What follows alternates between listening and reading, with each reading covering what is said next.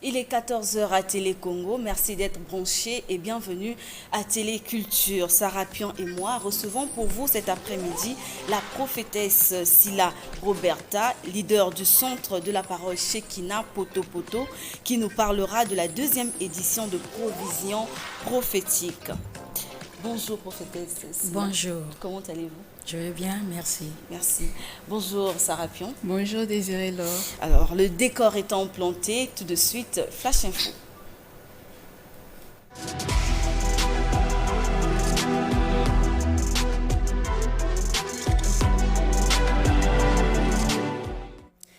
En effet, c'est l'heure du Flash Info qui s'ouvre par la littérature.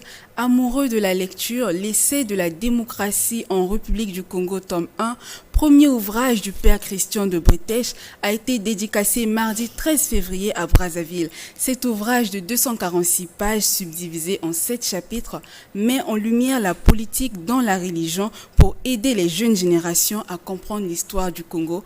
Isis Onyangue Bizuako, reportage.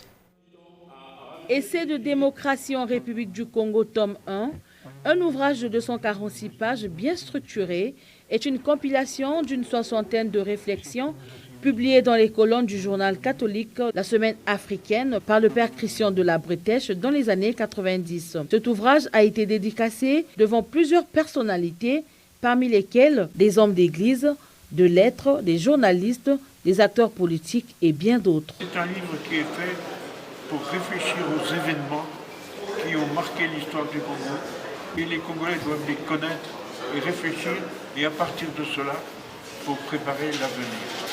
Maître, encadreur, je dirais plutôt toute une école d'humanité, le père Christian de la Bretèche a reçu des hommages mérités de la part de plusieurs personnalités jadis formées par ce dernier. À partir d'octobre-novembre 1982, quand je commence à faire mes premiers pas à la Semaine africaine, et c'est là où je rencontre Père Christian.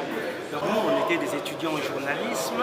Je l'ai connu aussi comme prêtre, et donc il venait à la paroisse Saint-Augustin célébrer des messes, et donc voilà, c'est comme ça que je... Né en 1936, le père Christian de la Bretèche est arrivé pour la première fois à Brazzaville le 13 octobre 1963.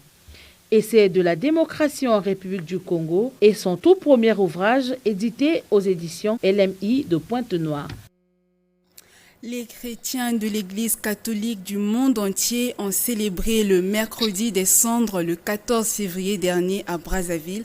6 évêques de l'Association des conférences épiscopales de la région d'Afrique centrale ont célébré cet événement dans les différentes paroisses. L'objectif, inviter ces chrétiens à respecter les principes religieux en cette période de carême. Isis Onyangue Bizuako y était, voici ses notes de reportage. Le 14 février, journée de la célébration de la Saint-Valentin. Mais les chrétiens catholiques, eux, célèbrent le mercredi des cendres qui marque l'entrée dans la période du carême. En les paroisses catholiques de Brazzaville, à savoir Sainte-Marie de Wende, Sainte-Anne du Congo, Saint-François d'Assise, j'en passe, l'homélie a porté sur les 3 piliers fondamentaux qui nous aident à mieux vivre le temps de carême. Nous avons la prière, nous avons l'aumône, et nous avons le jeûne. Tout est lié. On ne peut pas mieux vivre le jeûne sans vivre la charité, sans vivre le partage. Monseigneur, quelle est donc l'importance de cette imposition des cendres? Alors il n'y a rien d'extraordinaire. Les cendres, c'est donc les rameaux de la fête des rameaux passés. On demande aux chrétiens de ramener à la paroisse. Nous les brûlons et une fois brûlés, on emmène à l'église. On bénit, on asperge un peu d'eau bénite là-dessus, il n'y a rien d'extra. 6 évêques de l'Association des conférences épiscopales de la région de l'Afrique centrale, ACERAC en sigle, ont participé au mercredi des cendres dans la ville capitale et l'homélie de tous apportée sur Luc au chapitre 13 au verset 3 et Matthieu au chapitre 4 au verset 4. 3 ans après leur formation dans le domaine des finances, les cadres des régies financières se sont réunis vendredi 9 février dernier à Brazzaville pour une cérémonie d'échange de vœux, un moyen pour eux de remercier le gouvernement congolais pour le renforcement de leurs capacités intellectuelles. Les détails avec Désiré Laure. Organisé avec pour but de renforcer les capacités intellectuelles des cadres et agents évoluant dans le secteur des finances, cette formation, initiée par le gouvernement congolais par le biais du Centre de recyclage de perfectionnement administratif, CERPAD en sigle, a permis aux participants de revisiter leurs connaissances en matière de gestion financière. Au terme de la formation, les participants à cette session d'apprentissage ont créé une mutuelle dénommée les cadres supérieurs des régies financières promotion 2021. Une mutuelle dont les membres se sont réunis le vendredi 9 février dernier pour une cérémonie d'échange de vœux. À cette occasion, le président de cette organisation a exhorté les mutualistes qui, il faut le rappeler, sont tous cadres dans les régies financières au strict respect de la législation en vigueur dans leur travail. Quand nous nous réunissons comme ça, c'est aussi question de raffermir nos liens, mais aussi essayer de conseiller nos amis qui sont en poste de responsabilité, de ne pas décevoir la promotion, de ne pas décevoir la République, de ne pas décevoir les chefs hiérarchiques qui les ont fait confiance. Donc c'est aussi, entre autres, comme conseil, comme thématique élémentaire que nous abordions lorsque nous sommes ensemble. La mutuelle des cadres supérieurs des régies financières promotion 2021 compte 208 membres. Parmi eux, 49 ont été promus au poste de responsable dans différents secteurs par le gouvernement congolais. En marge de la formation relative au certificat du diplôme universitaire CDU en initiation à la recherche appliquée en sciences de la santé IRAS qui se tient du 4 au 17 février 2024 au CIESPAC, une conférence débat dénommée Jeudi du CIESPAC a eu lieu le 15 février dernier sous le thème « Défis dans le financement de la recherche en zone CEMAC » pour l'atteinte des cibles de l'ODD 3. C'était en présence du directeur général de la CIESPAC, le professeur Pierre-Marie Tébeu. Désiré leur reportage. Le jeudi du CIESPAC de ce 15 février 2024 a été une occasion pour les docteurs, enseignants et nouveaux diplômés universitaires d'échanger autour de la place de la recherche scientifique dans l'amélioration de la santé publique. Il faut rappeler la nécessité de se former en recherche. C'est pourquoi vous êtes là. Quand vous avez trouvé et que vous n'avez pas publié, dès que quelqu'un aura publié avant vous, votre travail devient caduc. Donc, après avoir cherché, après avoir trouvé, il faut publier. Plusieurs points importants ont été passés au peigne fin, notamment la création d'un fonds spécial pour la recherche en santé dans la zone CEMAC, la formation des enseignants dès leur recrutement dans les institutions académiques. Le CIESPAC doit servir la communauté. Et c'est dans ce cadre que nous avons développé et obtenu l'autorisation du ministère de la Santé du Congo, la création d'un centre médico-social au CIESPAC. Dans la même lancée, afin de mieux mettre nos services à la disposition de notre communauté, nous avons développé un projet sur l'élimination du cancer du col de l'utérus en zone CEMAC d'ici à 2030. La 19e édition du CIESPAC s'est déroulée sous le thème « Défis dans le financement de la recherche en zone CEMAC pour l'atteinte des cibles de l'ODD 3 ». À l'issue de la formation organisée par le CIESPAC, les participants ont reçu des certificats de diplôme universitaire. L'inspecteur général de la santé au Congo, Richard Bileko, s'est rendu mardi dernier à l'hôpital général de Talangaï. L'objectif de sa visite, sensibiliser le personnel soignant et administratif au respect de l'éthique et déontologie professionnelle en milieu hospitalier. Suivez.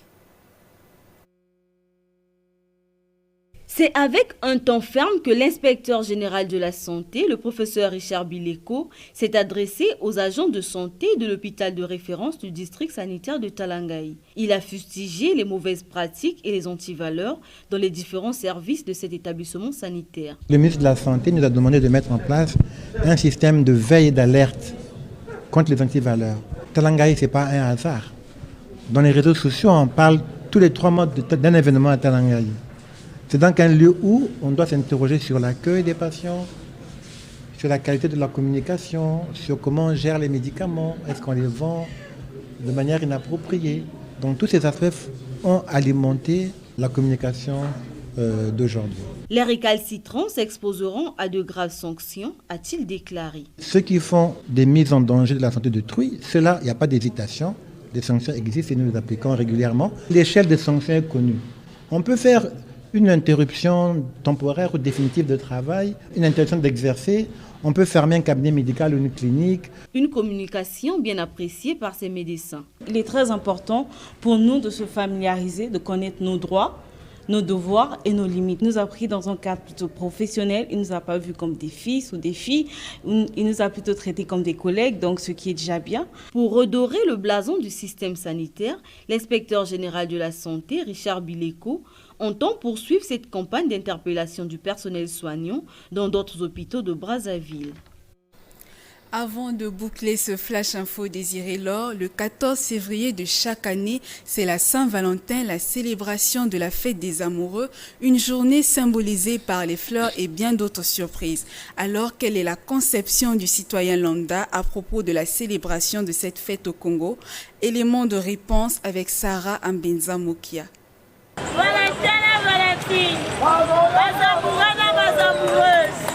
Le 14 février de chaque année, c'est la fête des amoureux. Cette fête n'est pas passée inaperçue à Brazzaville, où les couples ont profité de cette journée pour s'envoyer des messages d'amour ou s'offrir des fleurs roses, symbole de l'amour et de la beauté. Cette année encore, les roses qui dominent largement sur le marché sont importées. Depuis ce matin, on ne fait qu'avoir des commandes et des commandes de fleurs. Bon, nous, on a fait le mélange. On a, par exemple, là à côté, vous pouvez voir, on a des roses éternelles qu'on vend ici. On les a utilisées. On a des fleurs artificielles. Les fleurs naturelles ne mettent pas trop de temps.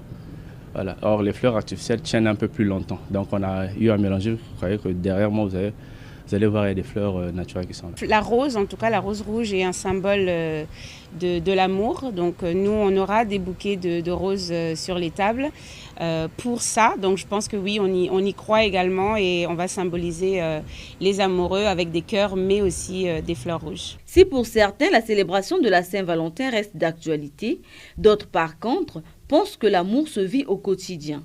La Saint-Valentin, pour moi, c'est chaque jour. Parce que quand je suis à la maison avec mon mari, on peut sortir, on peut manger, on peut tout faire. Dans les terrasses, le personnel s'active pour rendre agréable la soirée de la Saint-Valentin. Cette année 2024, la Saint-Valentin est célébrée sous le thème 35 coups de cœur aux couleurs de l'amour. Vous venez plutôt de suivre le reportage de Sarah Ambenza et Désiré Laure. C'est la fin de ce Flash Info.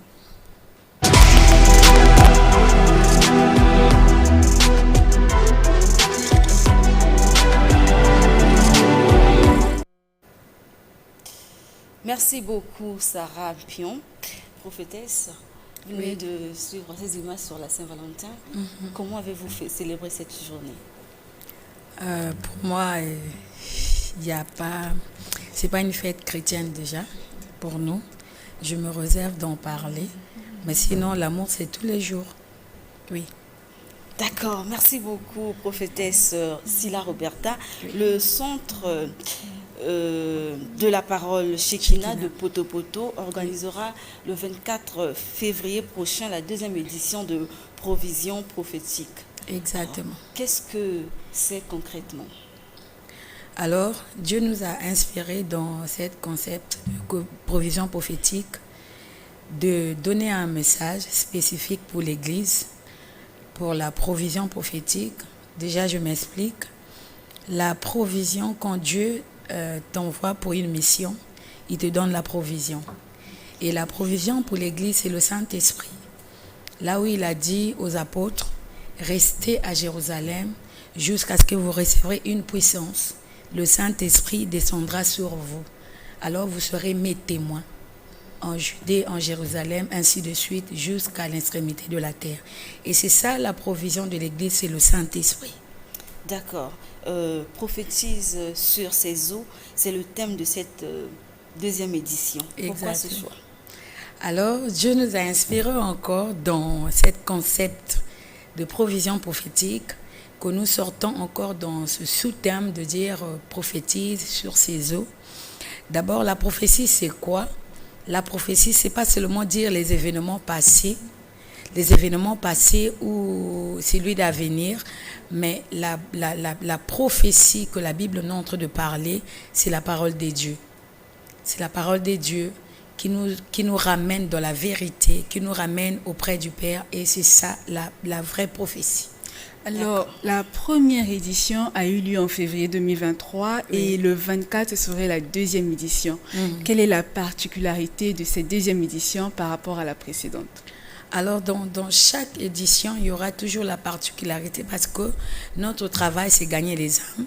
Si nous sommes en train de faire tout ce que nous faisons, le but, c'est pour gagner les âmes, c'est pour peupler le royaume des cieux. C'est ça la particularité de ce programme.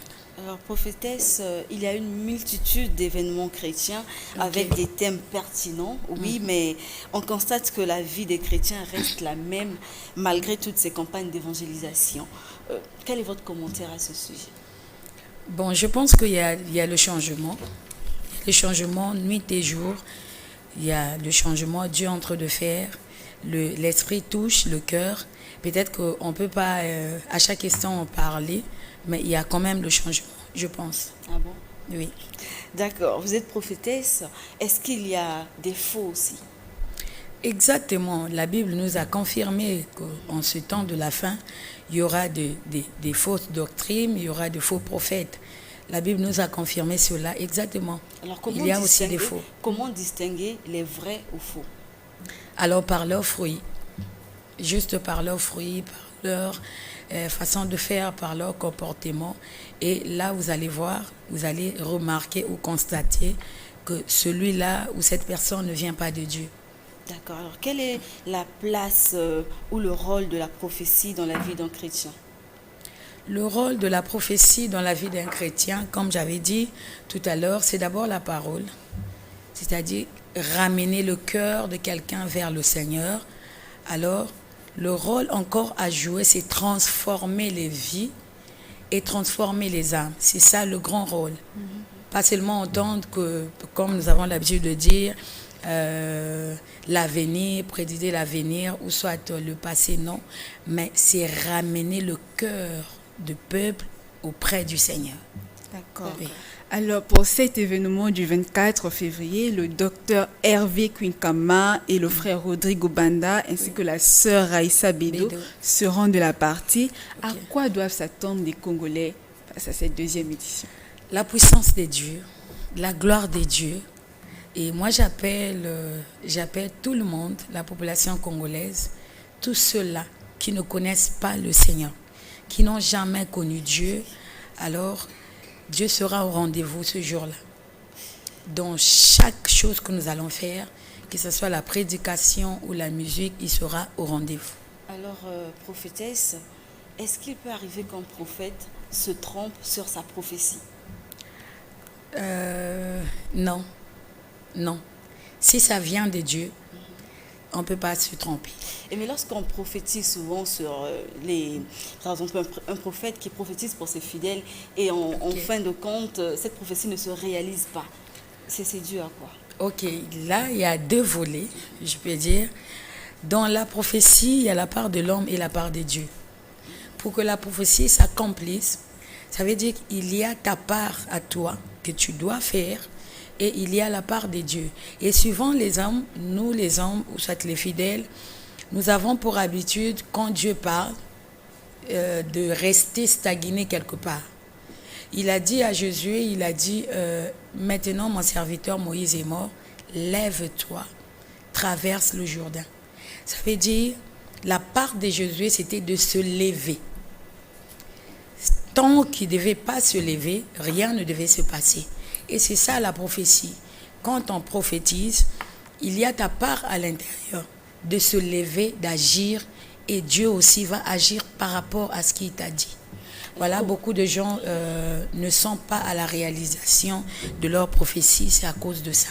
Alors, comment distinguer une prophétie qui vient de Dieu et une prophétie qui ne vient pas de Dieu? Parce que vous avez dit qu'il y a des prophéties qui ne viennent pas de Dieu aussi. Exactement. Voilà, c'est là où la provision prophétique vient intervenir, le Saint-Esprit. C'est-à-dire, le Saint-Esprit va te donner un esprit de discernement, où tu vas commencer à discerner les esprits, où Dieu va commencer à te parler du vrai et du faux. Et si tu n'as pas l'Esprit Saint, il est quasiment impossible que tu puisses savoir ou connaître le faux prophète ou le vrai prophète. Mais quand tu as l'Esprit de Dieu t'enseignera, l'Esprit de Dieu te conduira, il te montrera. Est-ce que la prophétie s'accomplit par rapport à l'attitude ou le comportement de la personne, ou quand on prophétise pour quelqu'un, obligatoirement, elle doit se réaliser? Vous venez de dire un truc très important. La prophétie s'accomplit par rapport à l'attitude ou la position de quelqu'un. Il a dit dans le livre d'Ésaïe, « Lève-toi, car ta lumière arrive ». C'est-à-dire, dans cette position d'assise ou par terre, tu ne peux pas savourer cette lumière et tu dois te lever. C'est par rapport à la position où tu reçois cette prophétie et c'est alors que ça va s'accomplir. Est-ce qu'il y a un âge à laquelle on peut déjà accéder à une prophétie, s'il faut le dire, comprendre une prophétie? Il n'y a pas un âge donné. Et même un petit enfant peut également être prophétisé. S'il a l'Esprit Saint, déjà il peut comprendre ou bien il peut prophétiser si l'Esprit l'utilise. Il n'y a pas un âge donné. Et qu'en est-il des langues? On voit souvent qu'il y a des hommes de Dieu qui prophétisent en langue. À ce moment-là, est-ce qu'une personne qui ne maîtrise pas une langue peut prophétiser en une langue étrangère? Oui, exactement. Ça se fait. Ça se fait où tu ne connais pas, par exemple, l'anglais, mais tu commences à prophétiser par l'anglais. Et ça demande l'interprétation en ce moment-là, parce que ce que vous dites, vous ne maîtrisez pas, parce que ce n'est pas une langue que vous maîtrisez. Et ça demande maintenant ce qu'on appelle les gens qui ont des dons de l'interprétation des langues.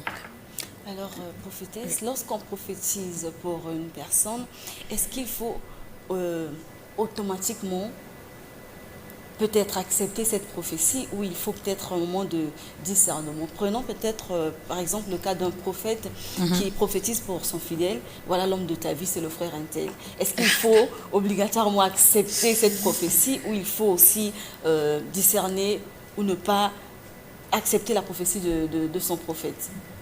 Bon, la Bible nous demande d'examiner la prophétie. Et vous devez d'abord examiner, de savoir est-ce que je suis dans la bonne marge, est-ce que ce qui a été dit, est-ce que c'est réellement ça? Parce qu'il y a aussi ce qu'on appelle le serpent, l'esprit de la séduction, comme on a vu avec Paul. Il passait avec Silas, mais cet esprit de serpent prophétisait. Alors, il parlait des choses vraies, mais c'était animé par un esprit de serpent. Donc, dans chaque prophétie, ça demande analyser, voir avec l'Esprit de Dieu, il va t'inspirer, il va te conduire. Alors, à quel moment la prophétie se concrétise dans la vie d'un chrétien? Au temps convenable. La prophétie, quand Dieu parle, il a des déterminations, tout là, et ça s'accomplit par rapport au langage de Dieu, pas par rapport au langage des hommes. Voilà pourquoi il y a beaucoup de choses qui se passent dans les églises, parce que il y a des fidèles qui disent, bon, Dieu m'a parlé aujourd'hui, demain je dois voir cette prophétie se réaliser. Non, ça ne se réalise pas dans la volonté des hommes, mais dans la volonté de Dieu. Prophétesse, quand une personne, par exemple, est mariée, et on sait tous que le mariage, c'est Dieu qui bénit, qui honore, et que cette personne reçoit une prophétie qui dit que cet homme ou cette femme n'est pas la sienne. Qu'est-ce que cette personne peut faire? Alors voilà pourquoi j'ai dit tout à l'heure que dans chaque prophétie, il faut réaliser cela dans l'esprit de Dieu. Parce que la chair ne peut pas savoir le faux ou le vrai, parce que ça se passe dans l'esprit. Alors quand tu as l'esprit de Dieu, il te conduira dans la vérité, de savoir est-ce que c'est faux ou c'est vrai. D'accord. Prophétesse, à quoi doivent s'attendre tous ceux qui prendront part à cet événement du 24? Devenir nombreux, voir la main de Dieu, la grâce de Dieu, la gloire de Dieu, le changement, et surtout de vivre le mouvement de l'esprit dans l'Église. Merci beaucoup, prophétesse Sila Roberta. Je vous en prie. Nous sommes pratiquement à la fin de notre entretien. Peut-être un message particulier à l'endroit de ceux qui vous suivent à l'instant. Alors, je lance un message particulier, si je peux dire, au corps du Christ. Nous avons l'événement déjà qui est là. L'événement se passera où? Ça se passera à la préfecture de Brazzaville le 24 à 14h jusqu'à 19h. Alors, tout le corps du Christ est invité par rapport à cet événement, et tous ceux-là qui ne connaissent pas le Seigneur, si vous avez des problèmes, des soucis, alors le Seigneur dit: venez à moi, vous tous qui êtes chargés, fatigués, je vous donnerai du repos. Alors il y a un repos ces jours-là. Si tu te sens fatigué, chargé, j'aimerais te rassurer qu'il y a un repos ces jours-là, le 24 à 14h jusqu'à 19h, soyez nombreux. Merci beaucoup, prophétesse. Le plaisir a été pour nous de vous recevoir sur ce plateau. prie. C'est la fin de Téléculture. Merci à vous pour votre fidélité à Téléculture. Merci à toute l'équipe technique, Isis Onyange Bizwako, David Loudis, Ralph Okemba, Salvador Mungo, Jorel Atipo, Mon Désir Ikando et Sarapion et moi, nous vous laissons en compagnie de Magarel Kimbembe et d'Avant Kimbembe. Leur titre Mato, notre sélection de la semaine. Au revoir, à samedi prochain.